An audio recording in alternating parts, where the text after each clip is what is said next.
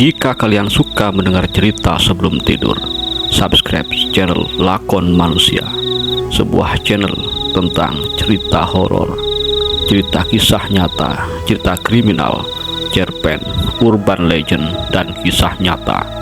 Segera subscribe channel ini dan kamu akan terhibur menjelang tidur.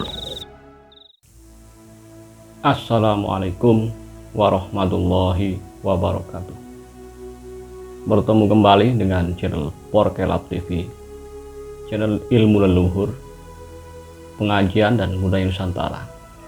Saat ini kita akan membahas dan berdiskusi tentang ajian Kulhu Geni.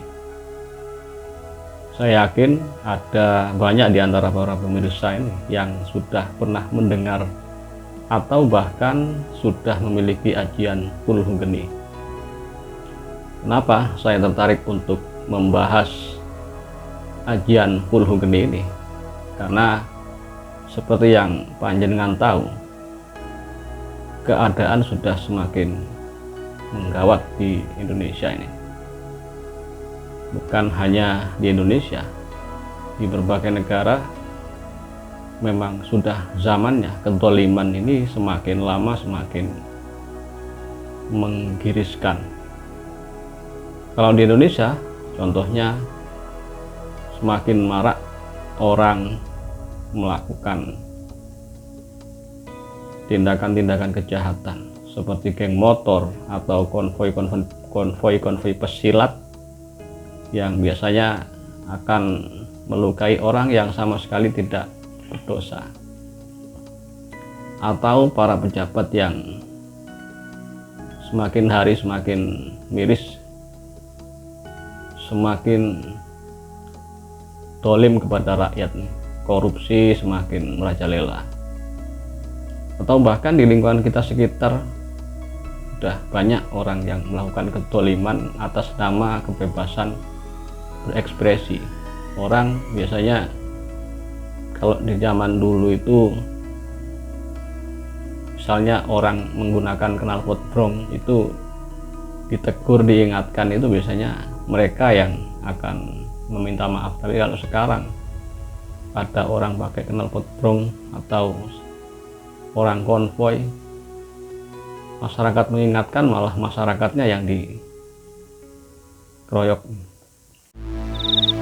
Jika kalian suka mendengar cerita sebelum tidur, subscribe channel Lakon Manusia, sebuah channel tentang cerita horor, cerita kisah nyata, cerita kriminal, cerpen, urban legend, dan kisah nyata. Segera subscribe channel ini dan kamu akan terhibur menjelang tidur. Karena kezaliman sudah seperti ini, mungkin sudah waktunya kita mengamalkan amalan-amalan yang agak keras ya, yang bisa dengan izin Allah memberikan perlindungan-perlindungan dan sebaliknya akan menghukum orang-orang yang dolim. Kulhu Geni ini adalah salah satu amalan yang bersifat keras. Apabila kita mengamalkan amalan ini, Kulhu Geni ini, orang yang mendolimi kita secara otomatis akan mendapat hukuman, akan mendapat teguran, bahkan musibah. Tentu saja kita tidak boleh berniat menyakiti siapapun, akan tetapi orang dolim memang harus dihentikan kedolimannya. Ada beberapa amalan atau beberapa macam dari ajian Kulhu Geni ini. Yang akan kita bahas di sini hanya ada dua. Mungkin kalau para pemirsa memiliki amalan Kulhu Geni yang lain, boleh di-share melengkapi di kolom komentar. Yang pertama, ajian Kulhu Geni, mantra Kulhu Geni yang saya dapatkan, ijazahnya begini. Bismillahirrahmanirrahim. Kulhu Geni kalami Allah, sopo-sopo sing dengki marang ingsun bar kiamat, kulu nafsin dha'iqatul maut. Itu yang pertama. Yang kedua, Qul huwallahu dakhalakah temurun nakir malaikat 70 la ilaha illallah Muhammadur Rasulullah. Innal ladzina fatanul mu'minina wal mu'minati summa lam yatubu falahum adzabu jahannam walahum adzabul hariq.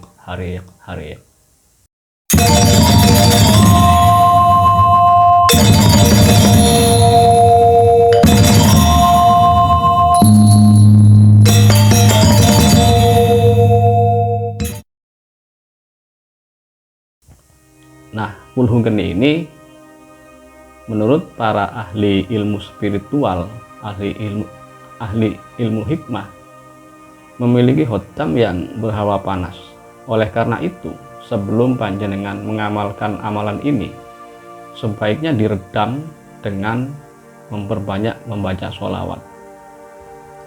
Kenapa mantra kulhu geni ini campuran? Ada bahasa Arab, bahkan bahasa Jawa, bahkan mungkin bahasa yang tidak bisa dipahami. Ini amalan-amalan seperti ini biasanya diijazahkan oleh Nabi Khidir alaihissalam, di mana Nabi Khidir ini apabila bertemu dengan wali Jawa maka akan mengijazahkan amalan berbahasa Jawa. Apabila bertemu dengan wali Madura akan mengijazahkan amalan berbahasa Madura. Atau bertemu dengan wali dari Kalimantan atau Papua, maka akan mengijazahkan wirid-wirid campuran bahasa Arab dan bahasa setempat. Jadi jangan heran jika mantra-mantra seperti ini kadang-kadang agak aneh, campuran bahasa lokal dengan bahasa Arab. Bahkan yang barusan saya baca ini disambungkan dengan ayat. Apakah amalan seperti ini syirik? Apanya yang syirik? Kita memohon kepada Allah dengan perantara menyebut asmanya Allah itu, dan tidak ada campur tangan daripada yang selain Allah. Andai pun Allah menciptakan khotam dari wirid ini, itu pun kita tidak meminta kepada khotam itu, kita meminta kepada Allah. Nah, yang unik amalan kulhu geni yang kedua ini apabila diamalkan saat saat gerhana, baik gerhana matahari maupun gerhana rembulan, itu sangat dahsyat. Bahkan seorang guru yang pernah mengamalkan seperti itu bisa menghentikan kendaraan bermotor yang digunakan oleh orang-orang yang hendak mencelakai beliau. Nah, amalan kulhu geni ini sebaiknya kita baca setiap selesai sholat 1 kali saja.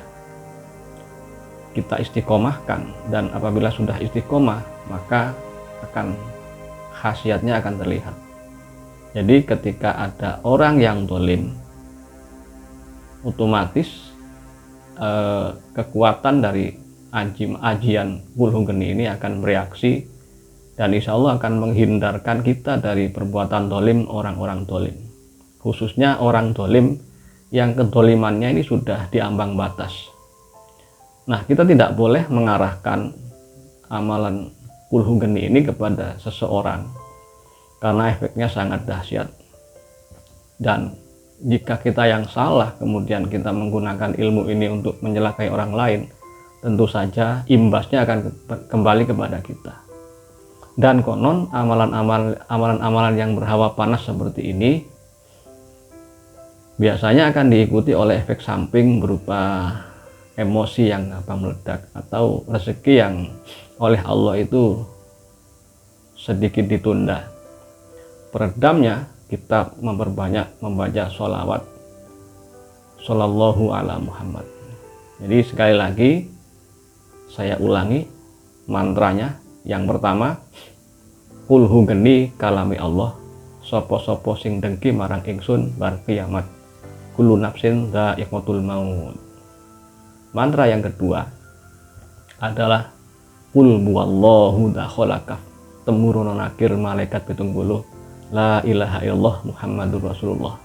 Innal ladzina fatanul mu'minina wal mu'minati summa lam yatubu falahum adzabu jahannam walahum adzabul hariq. hari-hari. Kalau bisa setelah membaca itu kita menginjak tanah 3 kali, menghentak tanah 3 kali. Insya Allah orang-orang yang dolim dan kedolimannya itu sudah diambang batas akan berurusan langsung dengan yang menciptakan langit dan bumi. Kemudian mungkin diskusi kita kali ini bisa diamalkan dengan syarat tidak boleh digunakan kepada orang-orang yang bukan orang dolim. Apabila ada orang dolim yang mengganggu kita, tidak usah dikhususkan. Kita mohon saja kepada Allah agar orang dolim tersebut dengan berkah amalan ini akan dihentikan kedolimannya. Entah caranya seperti apa, hanya Allah yang tahu. Kemudian mungkin Anda bisa mengamalkan amalan ini dengan mahar subscribe, like, komen, dan share. Kemudian assalamualaikum warahmatullahi wabarakatuh.